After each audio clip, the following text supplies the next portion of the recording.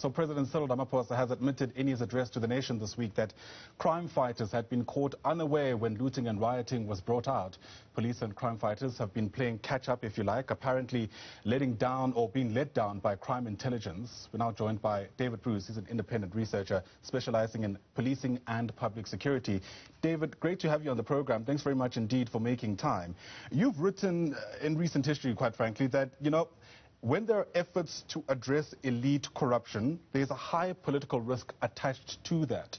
Given the admissions we've seen in the week gone by, do you think our government was alive to the risk that came with jailing someone like the former president?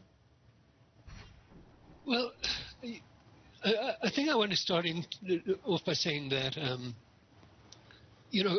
we should be careful to kind of rush in here and make judgments on the basis of information that we currently don't really have. So the first thing is, at this point, the information that we have is not really adequate in fully understanding what happened over the last week.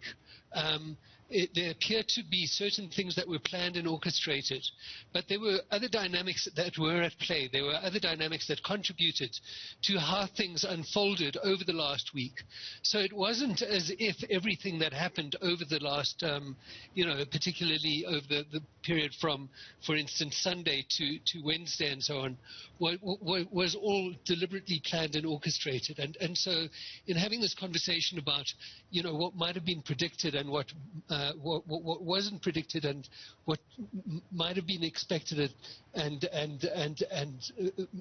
wasn't might not necessarily have been expected. We need to have much more clarity about many of the issues still. Yeah, it was interesting to see Ayanda Dlodlo, I think it was in KZN this weekend, if not on Friday, admitting or saying that government had never seen the kind of looting and criminality of the scale before, and that's why they were caught off guard, if you like. But we do remember there was a moment in this country where there was xenophobic attacks several years ago, another topic you've written about. I mean, surely there were lessons to be learned from how we responded to that and how we should have responded to what unfolded in the week gone by. Right, okay, and I think, one of the definite problems with our current policing system and the governance of police is that, the system is very much orientated towards kind of reproducing itself. It operates in certain kind of established ways along very predictable lines.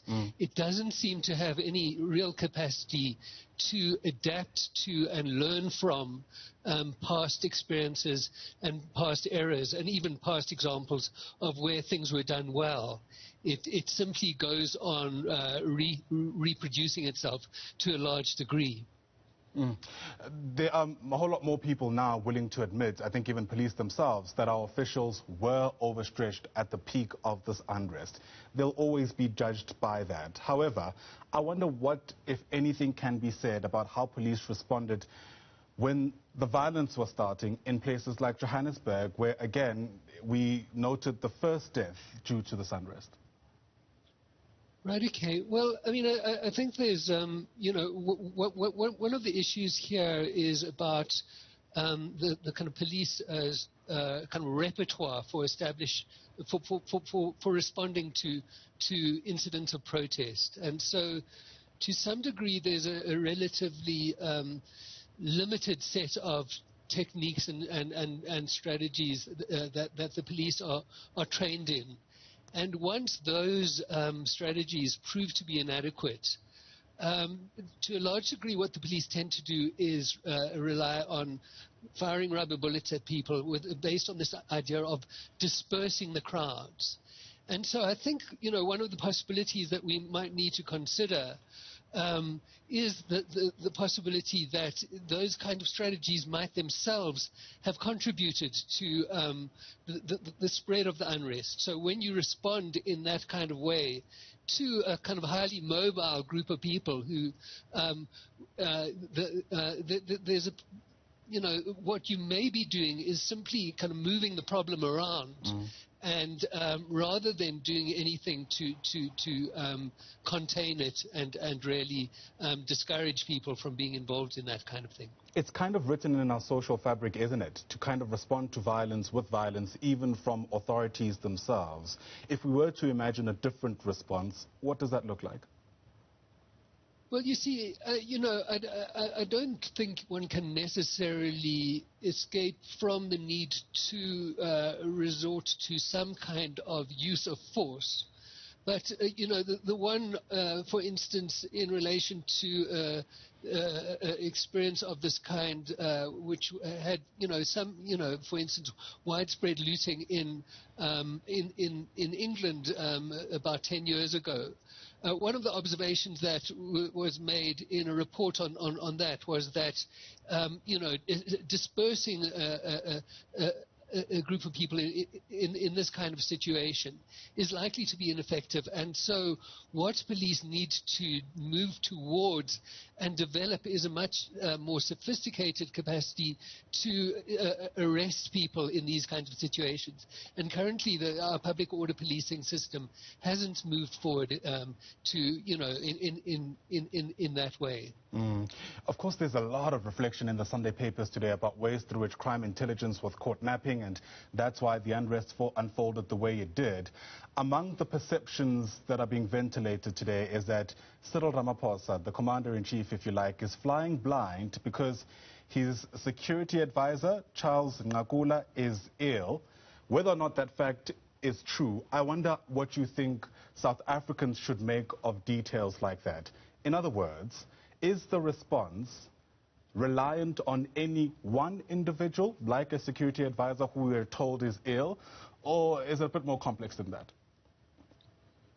Right, okay. Well, you see, I mean, I think, again, we need to be a bit wary about kind of rushing in too much. I mean, the one thing also is that in his address on Friday night, President Ramaphosa thanked many people for what they had done. So there was a collective effort to respond to this series of events as they unfolded. There were many people who did, a lot to bring this thing under control. And there might have been people in the intelligence services who were amongst those.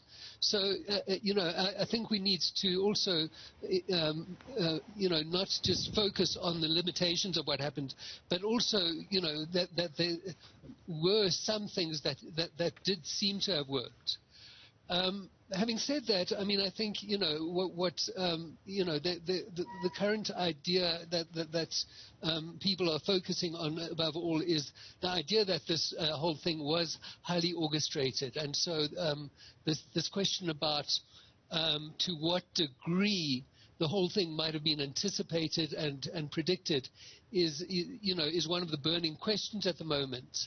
And so, but again, all I can provide you with at this point is in some ways further questions, because, the one thing is a question about what information was at hand and was known, in the weeks building up to this, these events. But what we can also, from my knowledge and experience of working in this field, is my sense is that often, even where the information is at hand, it's often at the level of analysis of the information that things often fall apart. So